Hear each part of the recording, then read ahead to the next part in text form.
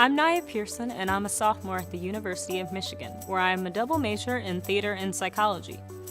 Previously, I was a singer with Mosaic Youth Theater of Detroit, where I was exposed to the idea that the arts can be a powerful means of promoting social justice. Many people think the arts, especially the performing arts, should mainly just entertain, but they are capable of doing so much more. Recently, I had the chance to sit down with Aaron Dorkin, Dean of U of M's School of Music, Theater, and Dance, where I study acting, and we talked about this very subject. Should the arts address issues of social justice? Here to help us answer this question is Dean Aaron Dorkin from the School of Music, Theater, and Dance at the University of Michigan. Hi, Dean Dorkin. Hi, Nia. It's great to be with you. You too. So, the question that we are proposing today is, can the performing arts actually cater to social justice issues? That is an easy answer, yes. And I think it's a little bit more of how. Okay. And I think in some ways the performing arts have a unique capacity because of the medium that we use as a language to actually really, in some ways, play a pivotal role as we think about issues of social justice, of civil rights. I think it's really important to understand that music, in many ways, has been at the heart of most of the major social justice movements, not just in the United States, but around the world.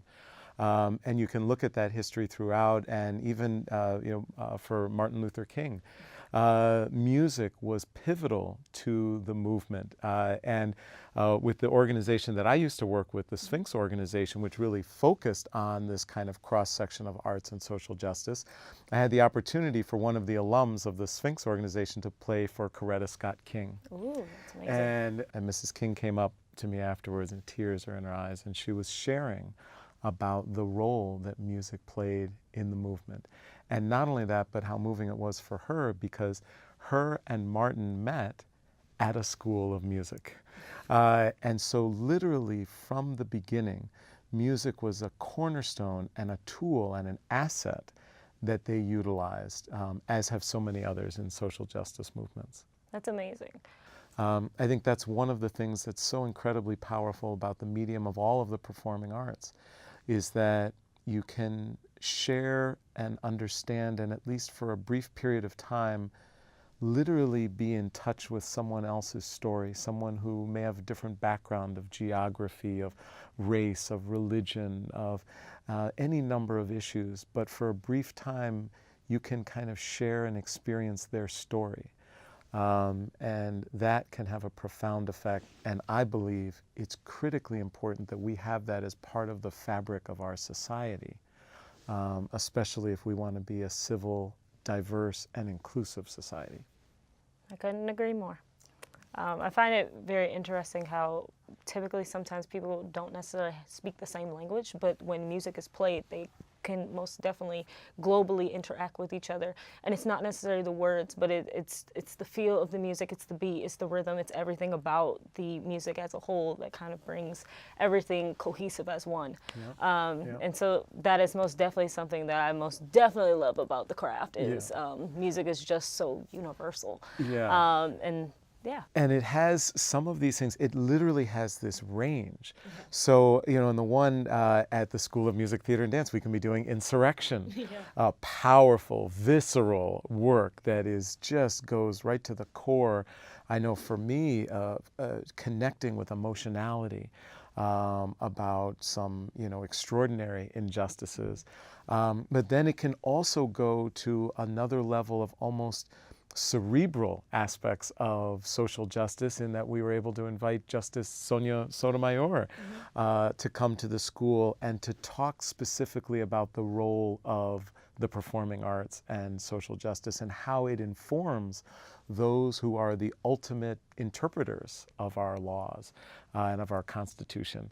And so I just find that in almost all of these areas that touch on this aspect of civil discourse, on social justice, on civil rights, that the performing arts are integral to that. So I guess going off of that, who would be your social justice performing arts hero? Wow, that is a great question. literally the very first name that popped into my mind was Tracy Chapman. Okay. All right, and so not necessarily my own discipline, but someone whose work has spoke to me in certain ways. But then I would go on from there, and another would be Tupac. Okay. Right, and Prince, and and then the list goes on and on across in popular music, in classical arts, in dance. Overall, I've found very often people say, who's your key thing, who's your key mentor in this way, or who's the key, kind of performing artist. And for me, my life has been filled with those, with a number of people who've contributed. My hero, at least from a far distance, would probably be Stevie Wonder because of how instrumental his words are. I think in high school, I was mesmerized. We did a lot of Stevie Wonder songs inside of Mosaic. Yeah. Well, I was really mesmerized with the fact that within his lyrics, it wasn't just the melody, it wasn't just the beat, it wasn't just the harmonies that were just so soundless and so beautiful, but it was also the fact that within his lyrics, it was sometimes a snide remark towards other issues, but at the same time, he had no problem telling you the bigger issue that if you didn't get the snide remark, here's something else that you can focus on that I think is an issue we need to fix. Exactly, yeah. I think this was encapsulated so well by an artist who we just had visit the school, and she stated that for a long time, her goal was to impress audiences. And then she went through this transformation and she realized that her goal wasn't to impress audiences, it was to impact audiences. And just hearing you talk about Stevie and all that is that he impacted your life. And I think the truly great artists are those who impact those in the audience, impact their communities, rather than just impress people. So going back off of your childhood and how multifaceted your whole upbringing has been, so how did that change from your childhood, I guess, and then your transition into adulthood, I guess, college? What was that like for you in terms of the realizing that you had your own voice throughout your playing through the violin, and then eventually leading into social justice and leading into peer mentoring and so on? Yeah. So for me, it was interesting because in some ways I was forced to have my own identity very early because I was this young black, white, Jewish, Irish, Catholic, Jehovah's Witness with a big afro playing the violin. Right? I didn't fit into any social group, everyone didn't know, that's just Aaron, he's a little odd. And so what that did was it forced me early on to say, well, who am I, since I'm ostracized out here, kind of on my own anyway? What is my identity? What is it that I want to say? So from a very early age, I was almost forced to do that. And one of the things that did was it gave me great conviction about what I wanted to say with my instrument. By the time I got to college and to the School of Music, Theater, and Dance, I started really for the first time thinking about how now did I see myself fitting not just into this context of my own personal identity, but how did I see myself fitting into the context of our nation, of our communities?